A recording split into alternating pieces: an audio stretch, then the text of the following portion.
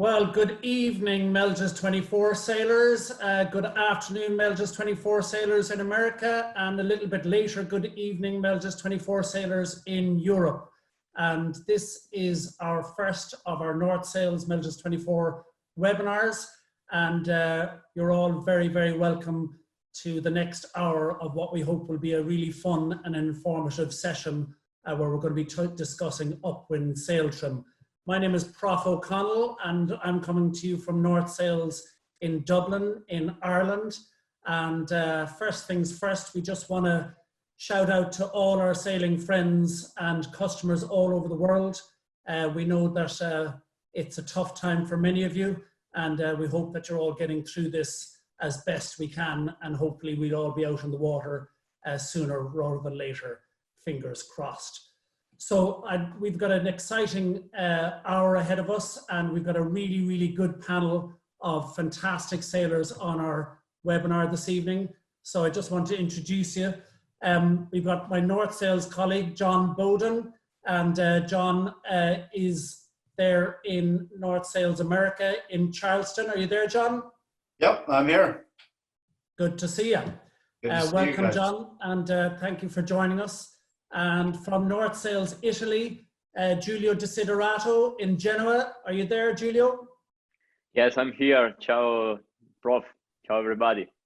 Good to see you, Giulio, and a wonderful T-shirt that you've got on there. Very, very classy.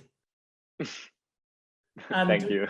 We just want to welcome our special guest, Monsoon tactician and Stars and Stripes CEO, Mike Buckley. Are you there, Mike? Yeah, thanks, Prof. Hey guys, psyched to be here today. Hope everyone's doing well at home, and maybe just a quick shout out to all the frontline workers that are in the trenches, keeping everybody safe around the world. Good stuff, guys. Good stuff. Well, you're all very welcome, and we've got a fantastic audience as well already building up tonight, which is fantastic. So I think what we're going to do, guys, is we're going to talk about upwind sail trim this evening. We're going to try and keep the webinar to 60 minutes, seems to be the general feeling on the way these things go. As usual, we will be trying to get way too much stuff, so if it runs over, don't be too hard on us. So I think the first thing that we will do is, just to give you a bit of a picture, we're going to talk about specifically about upwind sail trim. We probably won't dwell so much on rig tune, although that's an integral part of it, but we'll look at light air sail trim, medium air sail trim, and windy upwind sail trim as well. So I think we're just going to kick it off and probably just talk about the roles on the Melges 24, and we're just going to also give a shout out to the Class Association, and just a good time just to renew your dues with the Class Association. Pirate works very, very hard in the background, and all the local class organizations around the world, so a good time to support them in trying to keep it all running in the background. So just going to kick it off now and just talk about the roles, the upwind roles on the Melges 24. And this magnificent vessel here in the screen is the mighty Embar. And maybe, Giulio, if I could kick off with you, we might just talk about, you know, most boats now sail with 5. So maybe you might just talk about some of the roles here on the 24. You can start from the bow, Giulio, or you can start from the back, or start from the middle. Over to you. Yeah, I start from the back, and I want to start saying that of course when you jump on board, I think it's a kind of office, so it's really important that everybody have a clear role on board. And start from the back, there is the helmsman that for sure have to be focused 100% of the time to the boat speed, looking the telltale, steering angle, and the boat speed.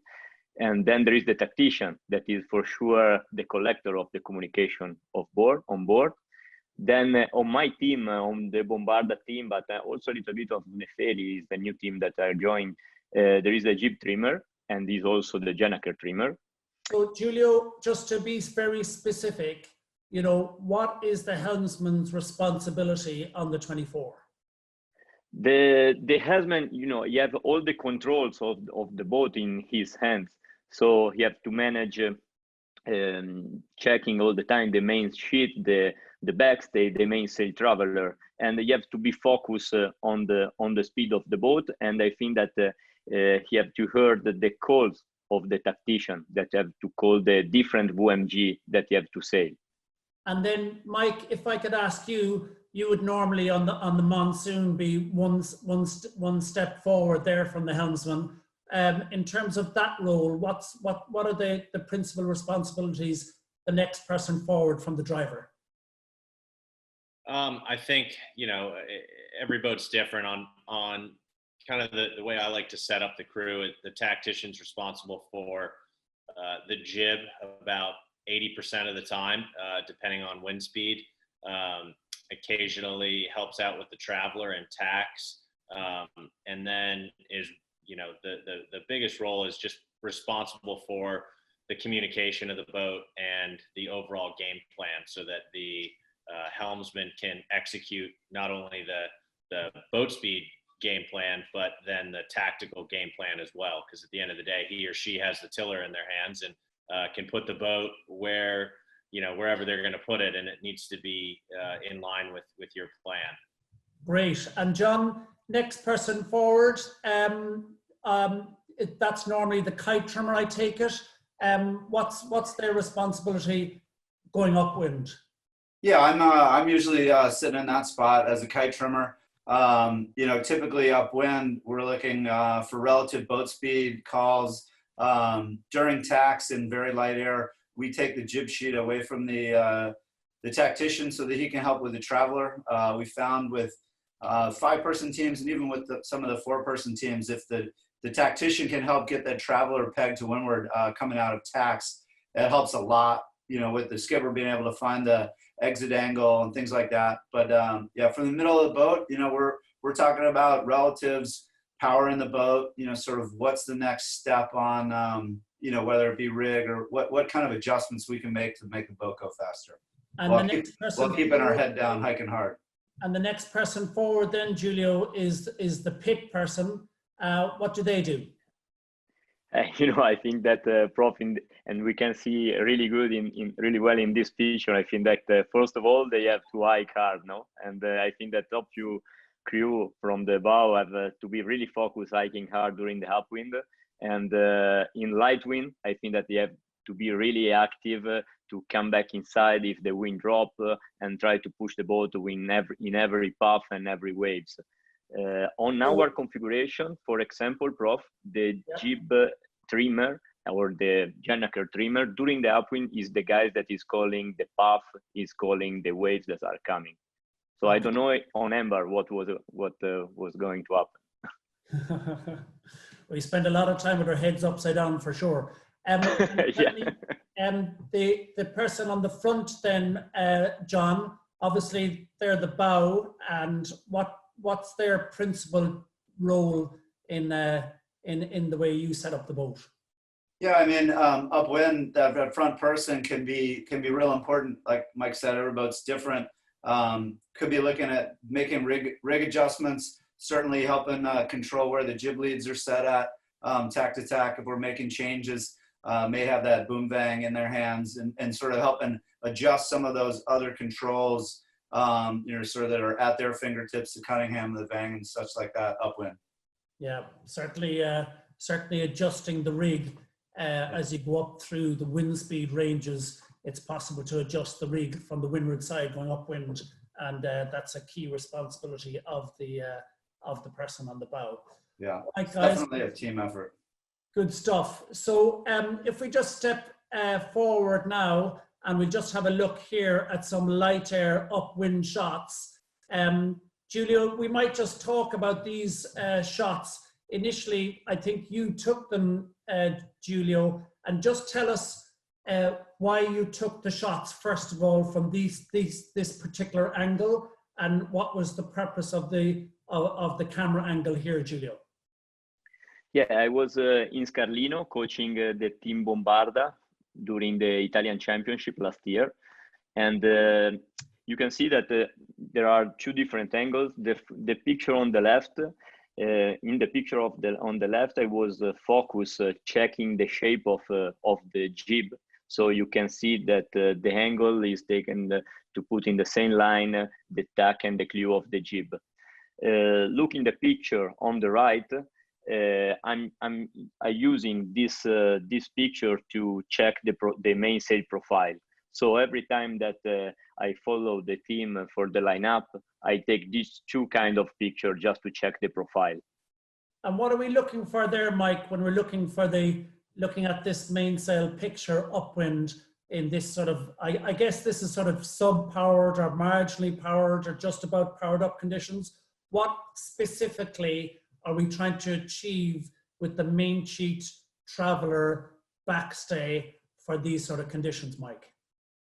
Yeah, I think across all the ranges, you're really trying to assess how much power you need or have to make the proper rig adjustments or sail trim adjustments. And in light air, you're constantly searching for power. So you want to do everything you can to keep powered up without stalling and over trimming and kind of forcing power into the boat. So in this photo, it's a pretty full main, nice twist as you look from the boom up to the top. It's open at the top, and your telltale's probably flowing 50% of the time, maybe 75% of the time. The boom is above centerline, but when you look at the lower leach, it's basically at centerline or even below. So in all, it's looks like a pretty good setup. And you just want to make decisions based on how you feel. So you start by pulling the trav all the way up. And if you feel a little bit slow, high and slow, maybe you consider easing it by an inch or 2 inches and seeing how you go. So in terms of pulling the traveler up, John, how far above the center line should the boom actually be? And, because there's different styles, isn't there, in terms of, what people like in terms of their boom height and their twist. I mean, what determines how far above the center line or how close to the center line the boom should be? How do you set that particular piece up? Yeah, I mean, I think this is, it changes in different wind conditions, but certainly in the very light air, I think it's okay to have your boom quite above center line, because what we're looking for is getting the twist on the top part of the main right, without having to put too much main sheet on, because if we put too much main sheet on, it puts it gives us too much head stay tension, and it causes sort of different problems. And so as you look in this picture, even though the boom is quite a bit above center line, the leach part itself is not. The main twists off and opens up quite nicely here in this picture, even though that boom is not above center line. So I think in light air, where you're kind of, like Mike said, searching for power, we're trying to keep the jib powered up as well as the main. And so cranking down on that main sheet hard will depower the jib. And so we want to keep that real nice and loose and flowing and keep that twist quite nice. Very good. Very good. All right, guys. Well, stepping forward here, so guys, to the next slide that we have, and here we have. Prof, sorry, I have to thank the two guys for the comment about my team, because it looks like that we did a good work. Oh, very good, very good. So we've now switched continents, and we're now in Miami, and this is Mikey going upwind, probably looking like a little bit more breeze here, with Olympic 1996 Soling medalist Jeff Madrigali helming. And Mike, maybe you just take this in terms of these pictures here, and how do these differ when this slightly more pressure?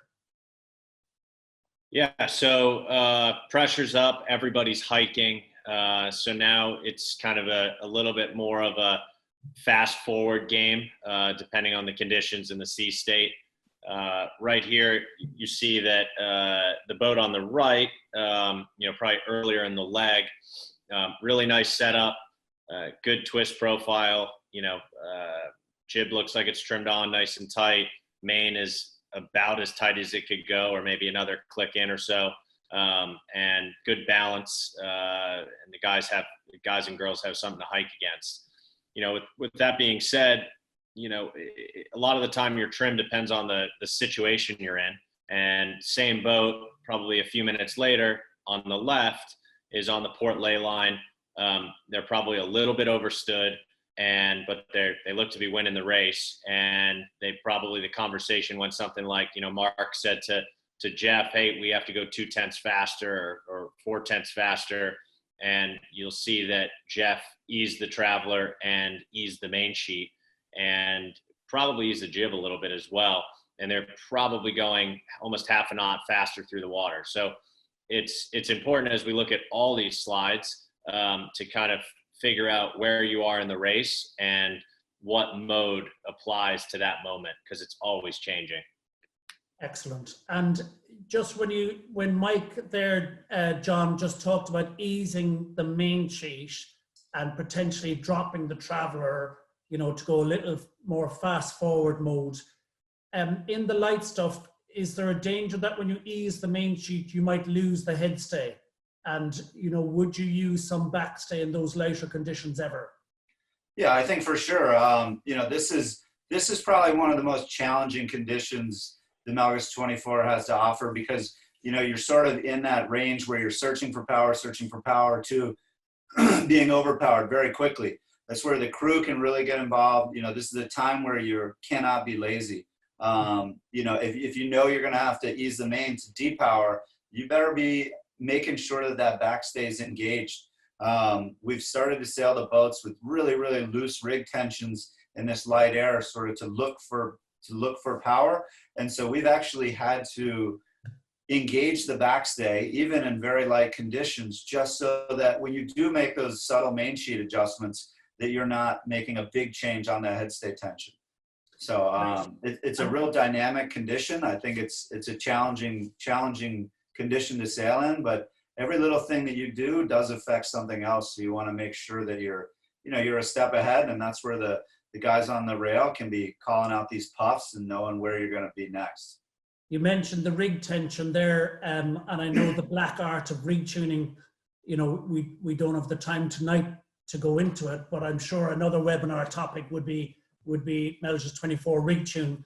But I just circled the lured shroud there, Giulio, just to pick up on what John said. I mean, we are sailing with the rigs really, really soft in that light stuff right now. What specifically are we looking to do with the rig setup and this light stuff? You know, Prof, I think that we are still in the situation where you are looking always for power. So compared to the previous picture, we are sailing maybe with a couple of knots more, but with the crew weight, we can really balance the boat and sail quite flat. So I think that we are still looking to have the maximum power from the rig and control it with the controls that we have. So main traveler, backstays, main sheet, and jib sheet. But for sure, from the rig, we are still looking for power. Okay. All right, guys. So look, let's have a look at some video, and we've just got some light air video here again that Giulio shot, and it's really interesting because in the video we will see that transition from sub-powered to powered up, and maybe Mike, you might just talk through this video, and I'll do my best to slow it down as the critical moment, as the puff hits. But maybe Mike, you might just talk through this if you would. I'm just going to click play now, guys, and hopefully it'll all work for us.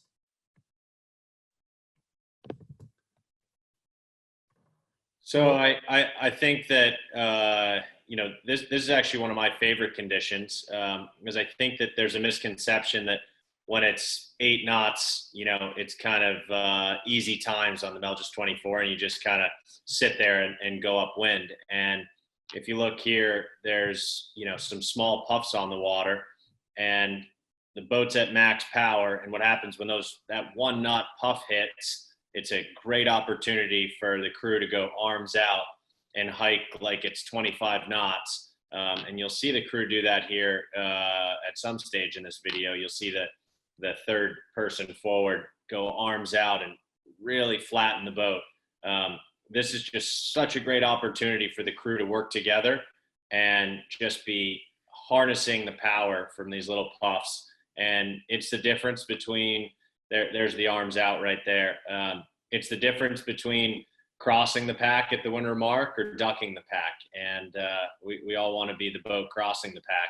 So there's a little bit of a balance. If that puff turns into 2 more knots or 3 more knots, that the helmsman needs to be ready to ease the traveler or the main sheet or pull the backstay on a little bit, depending on where they're set up. But just great opportunities in this much wind to make big gains. So, so John, like when the puff hits in this sub-powered conditions and the crew hikes, what is the focus of the helmsman in that transition zone? Like what specifically does the helmsman need to do, you know, in that 20-second period as the boat meets the puff? Well, I think that, you know, it's really important for the crew and for the helmsman to know where they are in their power setup. You know, if the helmsman's already at max backstay or something like that, and, you know, he needs to know that so that he can have the main sheet ready to dump. If he's got no backstay on, it may be something where he wants to preload it. But this is where, you know, like Mike said, everyone needs to be involved. It's so easy to forget and be like, oh, this is, you know, the easy part of Melges 24 sailing because it's not super windy. But, you know, being able to hike hard through the puff to where the helmsman doesn't have to adjust anything can make a huge difference in the speed. But also the helmsman needs to know where he's at, know where his settings are. If he needs, you know, if his next adjustment is going to be a main sheet ease or a traveler drop or something like that. I think it's just critical because, you know, the helmsman has to be focused on driving the boat. And so he needs to know where everything is so he doesn't ever have to look down at his controls to know where he's at. And just, I think you always want to be ready to know what that next adjustment's going to be, whether, you know, it's going to be to power the boat up or to depower the boat. Excellent. Thanks, John. Okay, guys, so we'll probably move on now to medium air, but I think we've discussed a lot there about that transition from being sub-powered to fully powered. And I certainly know from MBAR, it was all about exerting maximum righting moment at the point where the puff hits so that the boat didn't heel and it just squirted forward in the puff, and getting that timing right, that you press hard as the puff hits is absolutely crucial. So we'll just leave that play out and just pop through a few more slides here. And so we're just going to pop onto a kind of a medium air slide here now, guys. And we pick these because obviously we've got Mike here on the left, you know, not hiking and heeling over. So we felt that that was a very, very useful slide to put in. And then we've got Giulio's team on the right, looking a little bit more physical. So Mike, what's going on there on the left, and why have you got your head up in the air? I hope that I was either having a lunch break or maybe I was sandbagging this lineup. But you know, it's my guess is actually we probably weren't going that great, and my head was in the boat trying to figure out why. And when you look at these two setups, and I'll just describe the boat on the left, main's pretty full, main sheet's on pretty hard, and outhaul is fairly eased. And I think we're just a step in the wrong direction towards light air. So we need to be shedding power here. Too much drag, and we're really heeled up. You know, I think as Giulio explains the picture number 2, my guess is that the right trim is actually somewhere between 1 and 2. You know, getting a boat that will track and almost adjust itself as the puffs hit and the lulls hit. Excellent. And Giulio, in terms of the picture on the left, we all know that, you know, you take pictures, they're a snapshot in time. So quite often when you take them, things may not be absolutely perfect, but I think it's a good it's a good visual demonstration of the differences. What would the helm or the jib trimmer need to do to move from the trim on the left to the trim on the right? What are the adjustments that one would need to make to move from picture 1 to picture 2? Yeah, I think that Mike already explained really well the picture on the left. I think that to move on and I agree with him that maybe the perfect way to trim the boat is something in the middle. And we have also to consider that we spoke about the communication, and maybe in the picture number 2, I remember that the guys were trying to playing also to adjust the sails, sailing with the fast OMG and the high OMG. Probably this was a moment trying to sail fast, and you can see that for sure we are sailing with a flatter mainsail in the bottom, and sometimes the auto it's enough to change this shape in the bottom part, and is more twisted in the top. So I can say that for sure we are sailing with more backstay on. And about the jib trim, I think that I remember that day we were in Villa Simius. It was quite puffy, so the differences between the puff and the hole was quite big. So I think that we have to be ready to adjust the jib sheet tension just to make the boat accelerate every time that you want, and this is really important. Then, Prof, yeah, just speaking about the mainsail traveler, the Andrea style to steer the boat is playing a lot with the mainsail traveler and the backstay, a little bit less with the mainsail sheet. Okay.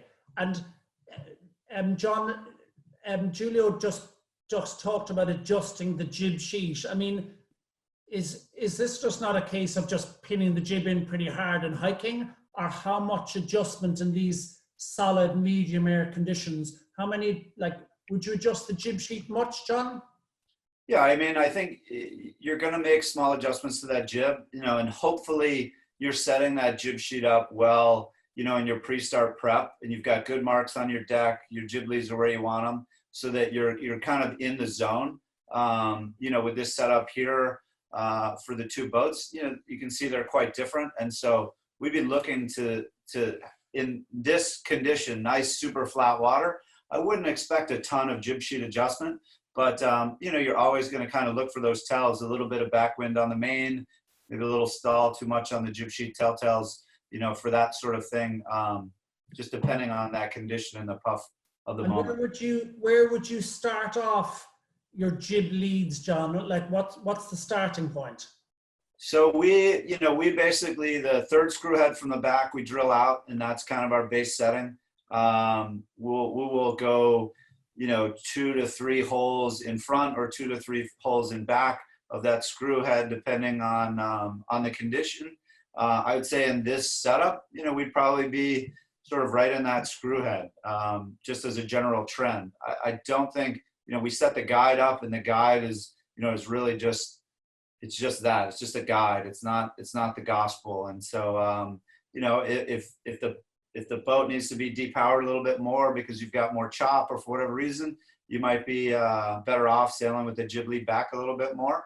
If you're, looking for that extra power because you've got the rig maybe just a little bit too tight and the jib sheet's something that's easy to adjust, that's kind of where you go from there. I think the adjustments can be made relatively quickly, and perfect. It's an easy thing to use. Perfect. Thanks, John. Well, we have a question from our chat room from the mighty Taylor Canfield, and this question is for you, Mike. No pressure, Mike, now on getting back to Taylor on this. So Taylor asks, do you get feedback from your helmsman on balance and pressure on the helm? So Mike, that's for you. Yeah, good question. I think that kind of goes back to slide number 1 about everybody's jobs on the boat and how important it is to have your role defined. And there's no one way to do it. But the helmsman's role, whether they're one of the best helmsmen in the world, like Taylor, or they're a beginner and they're just getting into the class, their role is to drive the boat and provide feedback to the people that are trimming the sails or adjusting the rig. And that feedback doesn't have to be super sophisticated. It can just be really simple. Something doesn't feel right, or hey, the boat to leeward is going much faster than us, because the people on the rail don't have a great view of that. So it's with Bruce, what we like to do is keep it very simple, and too much power, not enough power, and almost just that.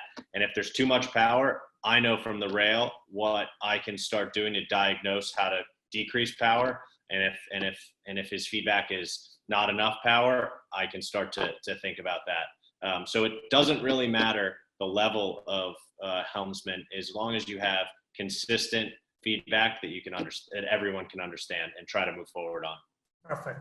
Perfect. And actually, on the subject of depowering, we've got a question from Isako Lamy, and maybe John, you might just take this question for the mainsail setup. Is it better to ease the main sheet or the traveler when we need to depower?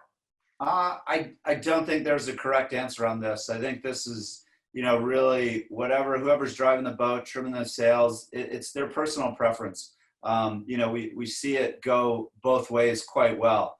Andrea does a really nice job of playing the traveler, where Travis on the Lucky Dog tends to play the main sheet more and more. I think it's a personal style. I don't know that there's a right answer. I think that if the rig setup is maybe a touch light, the playing the traveler could work well, because not adjusting the mainsail adjusting the mainsail affects the headstay tension.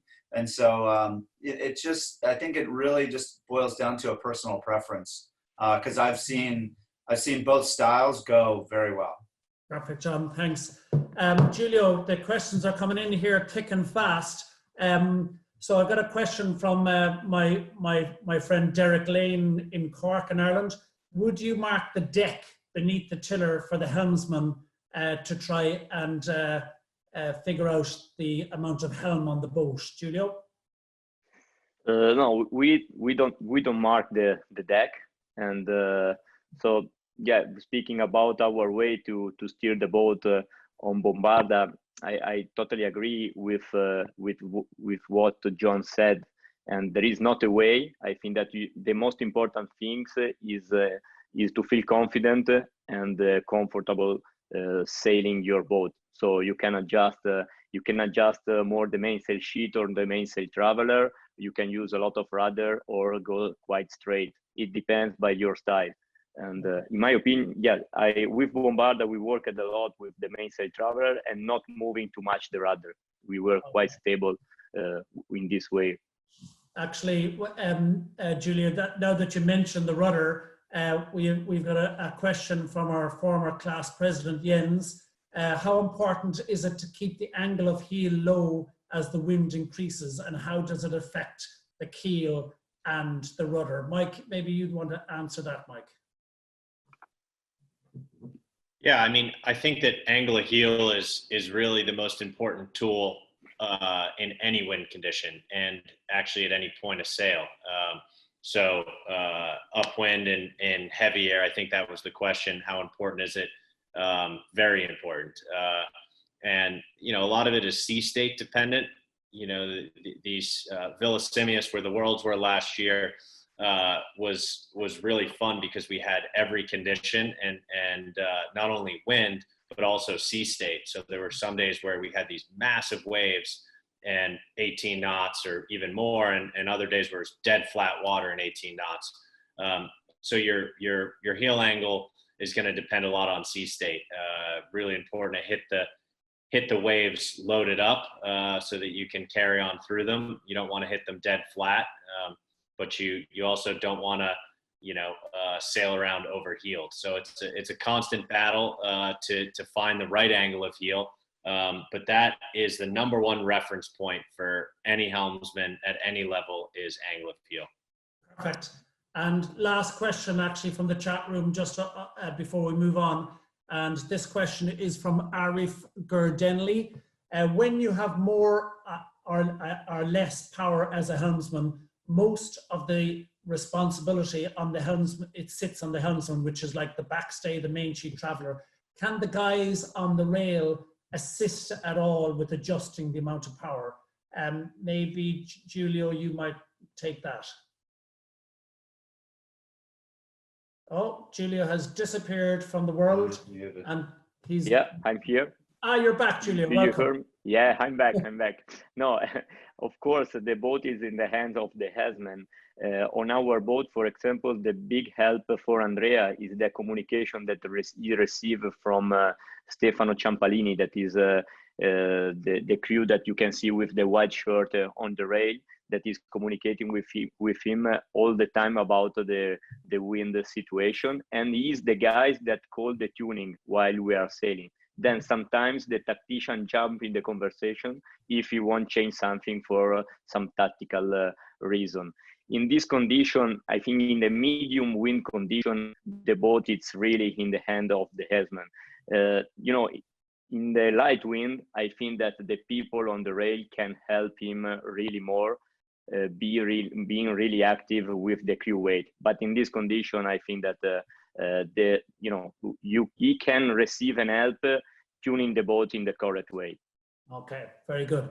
Okay, guys. Well, look, we'll move on now to some medium air video here, and this is some wonderful footage from one of my most favorite places in the world to sail, which is beautiful Lago del Garda in Italy, and it wouldn't be an unfamiliar sight to see people on port tack, because the right hand side is, as we know, always the way to go in Garda. So maybe, John, I might just hand this to you just to talk through this video. I'll key it up here, guys, and then we'll slow it down. And again, you might just talk through the setup of what we're seeing in the video here in this medium air. So we'll just roll this here now. I mean, this is just like some of my most favorite sailing conditions in the 24, especially on Lake Garda. You got super flat water, good breeze. The boat's as powered up as you need it to be. Everyone should be hiking really hard. If the winds aren't coming up and down, your initial setup should be about right, and so that you're not having to adjust the rig or play with a lot of the controls a lot. I know, and here in Lake Garda, you're going to want to be bowed down on that port tack, trying to get to the right side of the race course. But in normal conditions anywhere else, this is a real forgiving point of sail. Really flat water. You can afford to sail the boat a little higher, a little flatter. Whereas if you were sailing in Biscayne Bay and some big chop, you'd want to keep the bow down, keep a little bit of heel on, so the boat's going a little faster. Because the penalty for hitting big chop in this condition is going to be a lot bigger, than in the nice flat water we have here. Beautiful. And Giulio, like, what about heel angle here? I mean, is this about right, Giulio, for these medium air flat water?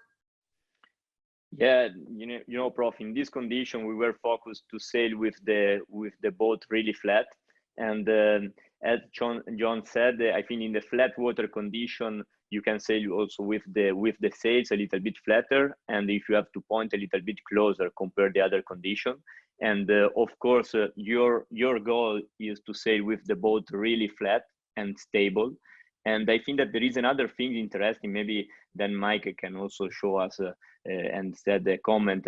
There is a transition, no? So the path is touching the boat exactly in this moment, I think. And there is a mix between using a control, and in this case, Andrea is moving the main traveler, and going a little bit higher with the rudder. So I think that is always a mix, no, between controls and rudder. I don't know if Mike agree with me. Mike. Yeah, absolutely. And a lot of that is kind of tactical, right? Lake Garda is, like Prof mentioned at the beginning, it's all about getting onto port. And there's only a handful of boats that get onto port clean in Lake Garda. Everybody else gets caught in traffic, and so once you finally get onto port, you want to stay there. So that becomes so important between the tactician and the helmsman. Hey, there's a puff coming. When it hits, I want you to float high, or whatever your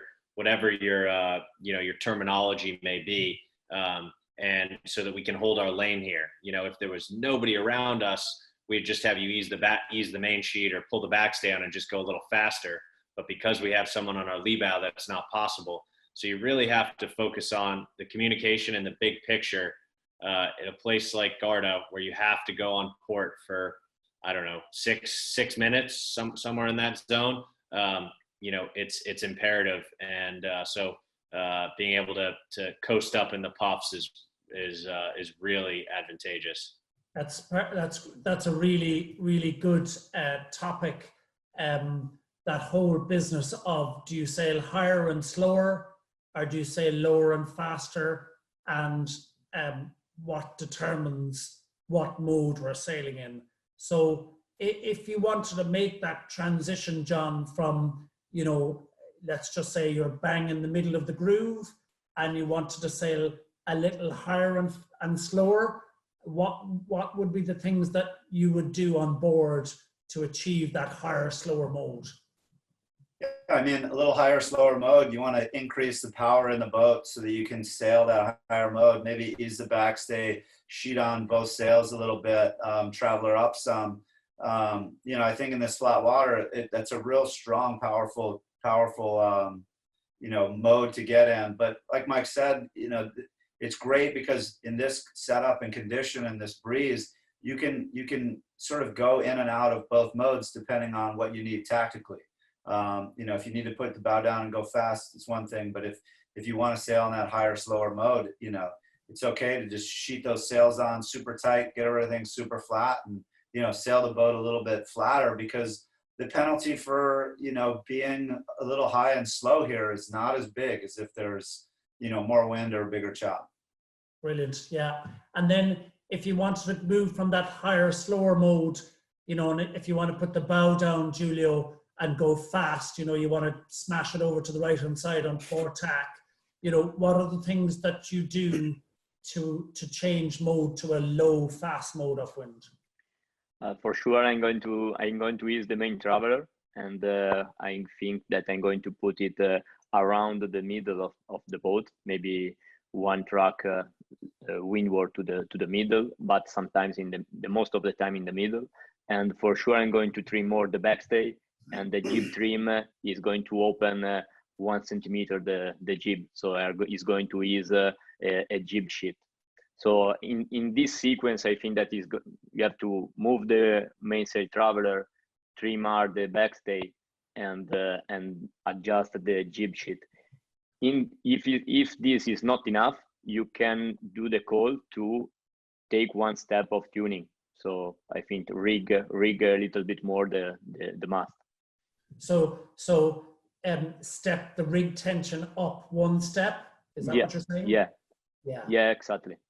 If it's not enough, you know, I think that it's important in this medium condition, be always in the middle of the rig tune, just to have the opportunity to power up, or if you need power, or depower if you have too much.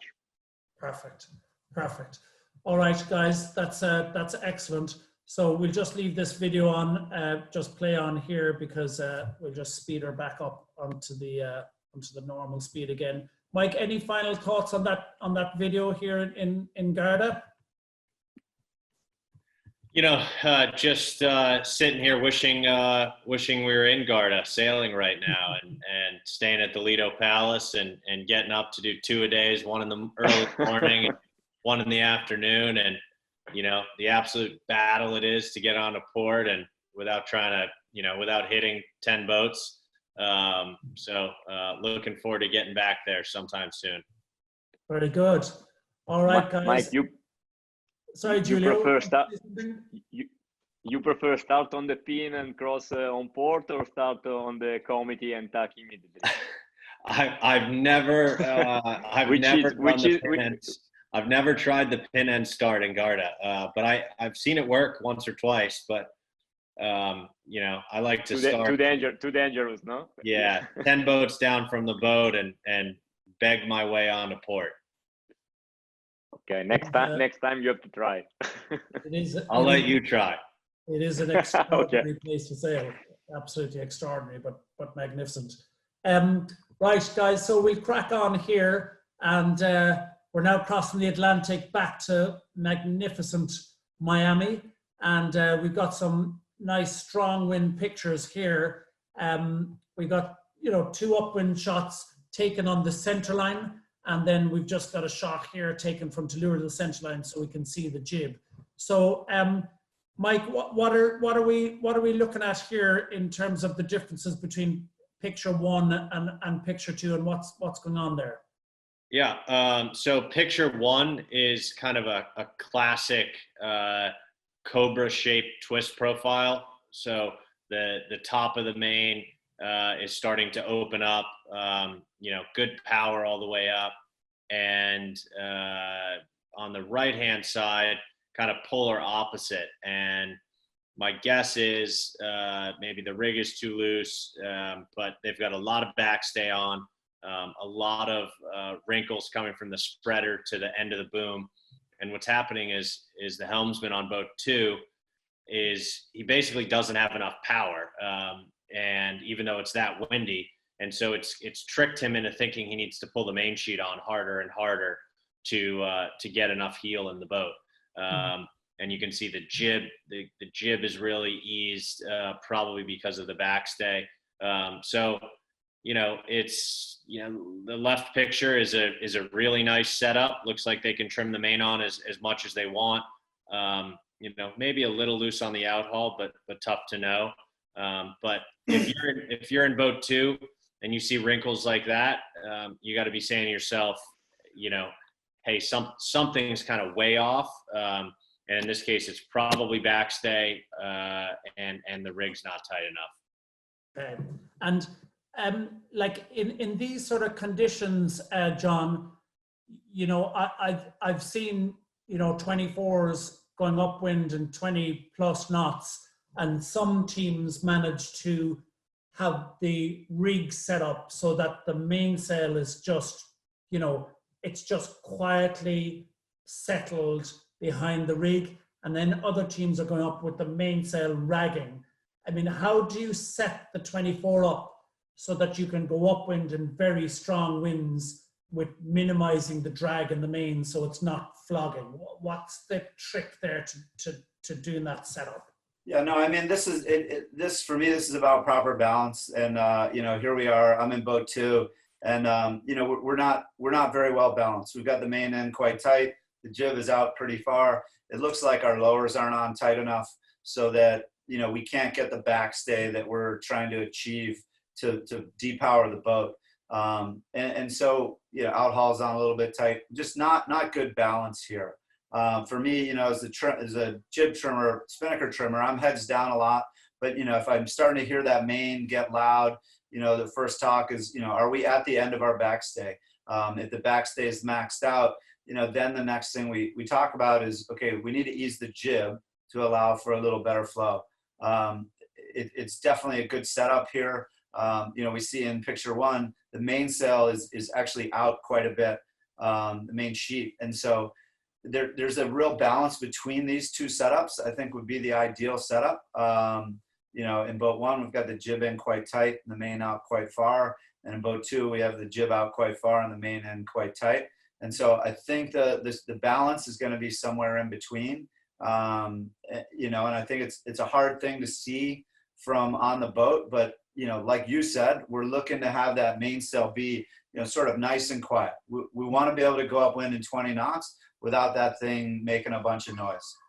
I mean, it's interesting, the picture on the left, you know, if I could just try and circle around the lower draft stripes there on the mainsail. I mean, there's a reasonable amount of depth in the bottom of the main here. And obviously, as you move up the sail, the sail flattens out, twists open and depowers. And I suppose ultimately, isn't that what we're trying to achieve, Giulio? We're trying to release power out of the top of the rig, but retain some sort of shape in the bottom to give us some drive.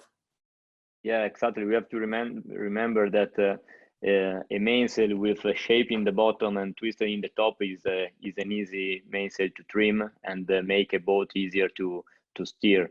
It's really important the shape in the bottom, and a flat mainsail is really unstable. So start to flap really nervous, no? So this is we have to think about that while we are sailing.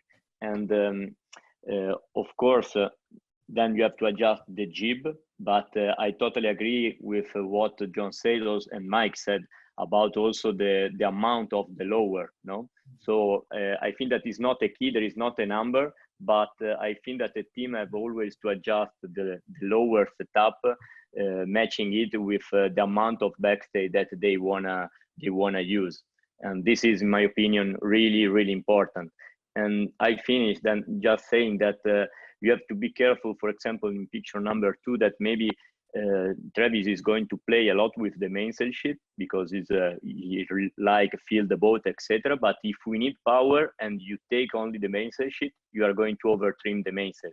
So this is why probably we are seeing a flat mainsail with this wrinkle, that it means that we have too much backstay. I think that is essential. That's the key to Upwind rig setup, is that picture in the middle, that if you pull on the backstay hard and you get those wrinkles at the bottom stripe or up to the first spreader, the mainsail, the mast is over bending relative to the mainsail shape. And as you say, Giulio, you need to tighten the lowers so that it puts the shape back into the bottom, and then you can pull the backstay even harder again.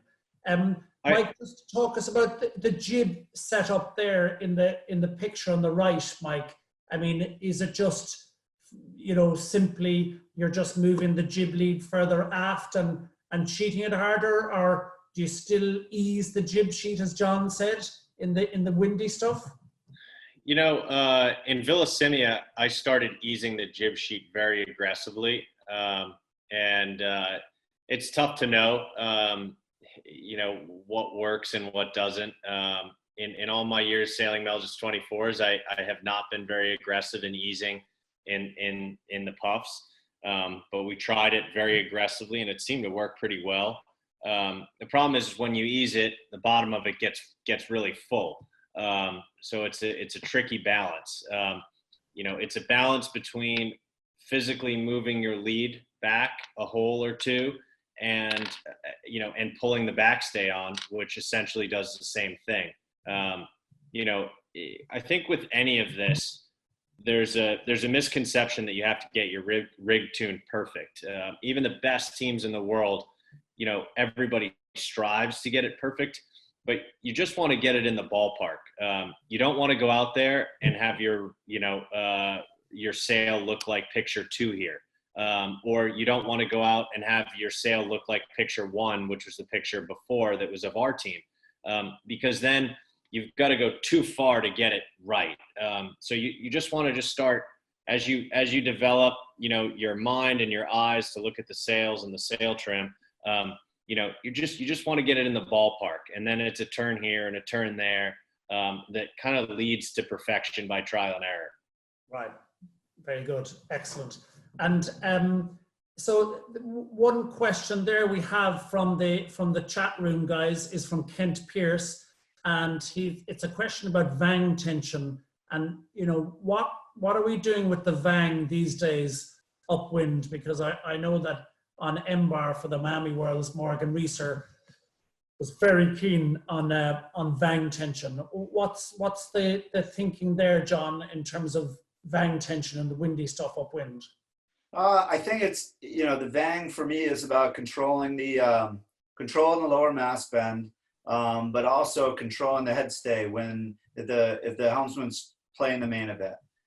If we're having to let out a reasonable amount of main sheet, you've got to have vang on to compensate for that, so that the boom doesn't go up when the sheet goes out. We want the boom to go out instead of up. And so, depending on the styles, like Andrea might not have to carry near as much vang if he's playing the traveler aggressively. But if you're going to be a main sheet trimmer, I think vang sheeting becomes more and more in play. And so you'll start seeing that vang come on more and more as you adjust that piece of the puzzle. And Giulio, I mean, the vang has a secondary effect, doesn't it, of that when you pull the vang on, it pushes the mast forward and bends the lower section of the main. Bends the lower section of the mast, which flattens the lower section of the main. Is that the principle what John is talking about? You there, Giulio, or have we lost you? Yeah, now yes again. I'm sorry because I lost you. Welcome back. I just understand that you.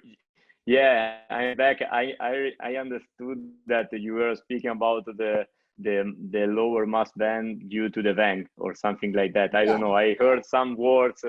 But That's if right. you can do a quick recap for me, it's easier. Good save, Giulio. Good save. Oh, okay. No, about the Vang, yeah, you control and again, it's really important the amount of lower, no? So because if your lower are too easy, and then you start playing too much with the Vang, the main became too flat in the bottom due to the bending of the mast. Very good. Do you hear me? Yeah. Absolutely. Okay, sorry. And sorry, Prof. Just because I agree with Bombarda, we sail with the hard we sail with the Vang with a lot of Vang during the upwind in strong wind. But I totally agree with John that, for example, there are some really good teams like I spoke 2 days ago with Lorenzo Bressani, and he told me that for example, sometimes it was sailing in a really strong wind without the Vang on upwind. So I think that again, you have to find your style, no? Yeah, perfect. And so what about, I presumably, like, Mike, I presumably in windy conditions upwind like this, it's always wavy to a certain extent. I mean, obviously different locations and, whether you're out in the ocean or surrounded by land, but, can you just tell us what's the key to getting through those waves? Because we've all been in the 24 where the bow goes up and slams in, and what's the best way to keep the boat moving through the waves in strong conditions? Yeah, well, the key, to me is just kind of minimizing any major, let's call it, screw ups. And that can be applied over the entire playbook of sailing, but specifically to waves. No matter how good you are, you're going to hit some bad ones, and the boat's going to stop. But limiting the number is the absolute key. So if it's a wavy condition, as a helmsman, your eyes are really focused on angle of heel, because when your eyes are focused on angle of heel, you'll naturally see the waves coming inbound, and then glancing at your telltales and glancing at your boat speed. And so if I'm driving the boat and my target boat speed is 6 knots and I see some waves coming, I think to myself, well, I'm already going target. I don't need to go much faster. I'm just going to go right through them. If my target's 6 knots and I'm going 5-6, and I see some waves coming, I'm going to say to myself, that's when the alarm needs to go off and say, shoot, I got to get this thing going before we hit those waves. So at that stage, you might put the bow down a little bit, ease, heel the boat over just a little bit, and kind of plow through the waves. So it's just your eyes constantly on like a auto rotator of angle of heel, incoming waves, telltales, and glancing at the boat speed so you know where you are. I don't know, Giulio, you is that how you guys do it? Yeah, I agree 100%. I can say that the average speed is important, no? So you have to avoid, if a set of waves is coming or a big wave is coming, you have to avoid to steer the boat in that time too high, for example, or too flat with the heeling angle, because in the case you are going to stop too much the boat. So I think that you are not looking for a peak, you are looking for a really good average speed, and this makes the difference in the long term. This is my point. Good stuff. When it's really windy and wavy, I'll communicate from the rail if I see some bad waves coming, just to make sure that Bruce sees them. And that I know this conversation is about sail trim, but you don't get to have top sail trim if you don't have good communication and a good plan. And I think that's really important, and that can be applied. Doesn't take any talent, just takes a little bit of being prepared and creating a plan. to, you know, and it applies in so many different areas and will help your sail trim and will help your boat speed all over the race course. Good stuff. Well, on just looking at the sort of things that you do live upwind in the windy stuff, we'll roll on now to our final video of the night, guys. And this is the Bombarda team going upwind in fairly fresh conditions. It's a fairly short video clip, so we'll tee it up and we'll slow it right down. And Giulio, you might just talk through this since you were the man who was coaching. And what are we looking at here in this video, Giulio? Yeah, sorry, because it's another Bombarda video, but it's about the same session, about the picture that we saw before, and it's really interesting. I think to see the heeling angle that is quite stable, and you can see how Andrea managed and how he passed the waves, no, moving slowly the rudder. He's looking around to check the situation, and I think that now, if I'm not wrong, a puff is coming, and again, is a balance between he play with the mainsail traveler, and so we can see how we manage the transition. Probably the boat overheal a little bit too much, but I think it's a quite good way to steer the boat. So this is the moment, you see, a puff is coming, so the boat start to heel a little bit too much, but is ready to ease the mainsail traveler. So I think that the goal is to keep the speed, no, and the boat accelerate again. That's excellent, Giulio, and it is beautiful style there from the helmsman with the tiller on the deck, legs close together. John, the crew just at the start of the video, and we can go back to the start again. I mean, the crew look as if they're absolutely giving it everything hiking there, aren't they? Yeah, I mean, this is where I love these boats, you know, because you can sit there and you can hike out and you can see the difference that it makes. Here we have 4 guys, they're jammed up together as close as they can get. They're all hiking as hard as they can, heads down. You know, it really makes a difference. And you know, for me, guy who keeps his head down quite a bit, you know, the pain is sort of worth it, to help let it be steady for the driver, and so that his adjustments can be real consistent and real easy. You know, if we're always keeping that power at the same level, his adjustments don't have to be quite as big. Right. And Mike, the sort of communication, or just to step back from the communication there for a second, with regard to this setup in the video, am I right or wrong saying that like the jib sheet looks as a little eased there? Is that kind of normal in the, I presume, pretty choppy, breezy conditions? Yeah, it's tough to tell if it's eased or not from this angle. Maybe a touch, you know, but I think you would always rather have the jib a little bit too eased than over trimmed, right? You can recover from being too fast and low. It's a lot of the time it's very hard to recover from being, you know, slow and low, which is typically the happens when you're over trimmed. Very good, excellent, guys. That's really good. I suppose we're actually doing really well here, guys. We've been running for 65 minutes, and we're pretty much bang on time.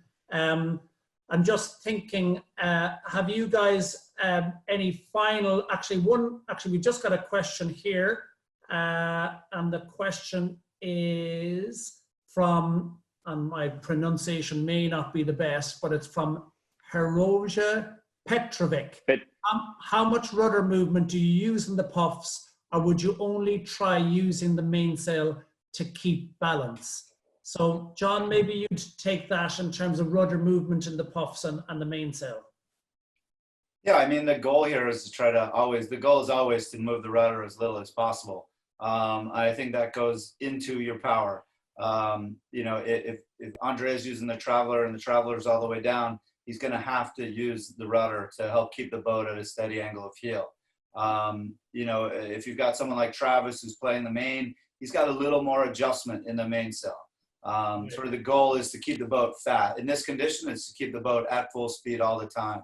And so minimizing rudder movement is going to be good. But it goes back to what Mike said, always checking in with your, your target speeds. If the boat's going really fast and the puff hits, it's okay to push the bow up a little bit, get the boat going, a little bit higher. If you've got some big waves coming, certainly keeping the bow down, easing the sails a bit, trying to keep the rudder straight is going to be important. So it's all condition dependent, but obviously the goal is to move the rudder as little as possible. I just think it depends on where you are in your power range. It can be an easy way to scrub power if you're going fast and you've got too much power though. Perfect. Thank you, John. All right, guys. Well, listen, I think we're just coming to the end of the afternoon in your case, and the evening in myself and Giulio's case. Just want to thank you very much. Just in terms of the class for this year, any final thoughts, Giulio, before we wrap it up? I have to thank you guys and all the Melges 24 friends for this good evening spent together. It's been a really pleasure share feedbacks with all these friends.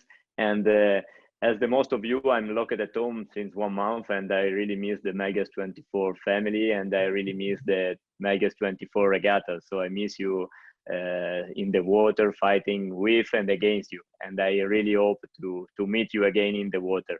Perfect, Giulio. And final thoughts from you, Mike? Yeah, well, thanks everyone for tuning in and listening to us. And I think that if you could take, a few things away from today, it's come up with a plan and focus on your specific job on the boat. That's really the best way forward. And try to emulate the best guys. There's absolutely no shame in asking questions. There's no shame in copying somebody else's setup, the way they're hiking, the way they're driving, what they're wearing, doesn't matter. That's how we all got to the point that we are, and we continue to do it every day that we go out on the water. Try to figure out who's going the fastest and why. So hopefully we'll see everybody at the next event. Looks like the Worlds are going to be in Miami in December. And be healthy, be well, and take care, everyone. Great, thank you, Mike. And John, Melges 24 Worlds in Miami, magnificent place. Any final thoughts from you?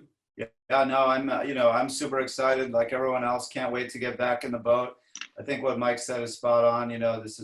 It's such a great boat, and I think that's why we've seen the revitalization of this class, is because there's some really great sailors out there that are willing to share information, and so don't be afraid to ask questions. We're going to be doing some more of these webinars, and so get in the chats, get involved, email people. Our email addresses are up. Ask questions, because it's the best way to get better, and I look forward to seeing a really good, strong, competitive fleet very soon. Great. Well, guys, I just want to thank the three of you so much for some wonderful insights into Melges 24 sailing. Thank you so much for your time, and just want to say best wishes and look after yourselves, everybody in Melges 24 world, and we'll be coming back to you in 2 weeks' time for the next Melges 24 webinar. So good night, good afternoon, and we'll see you soon. See you guys. See you guys. Thank you. Ciao, guys. Cheers. Ciao.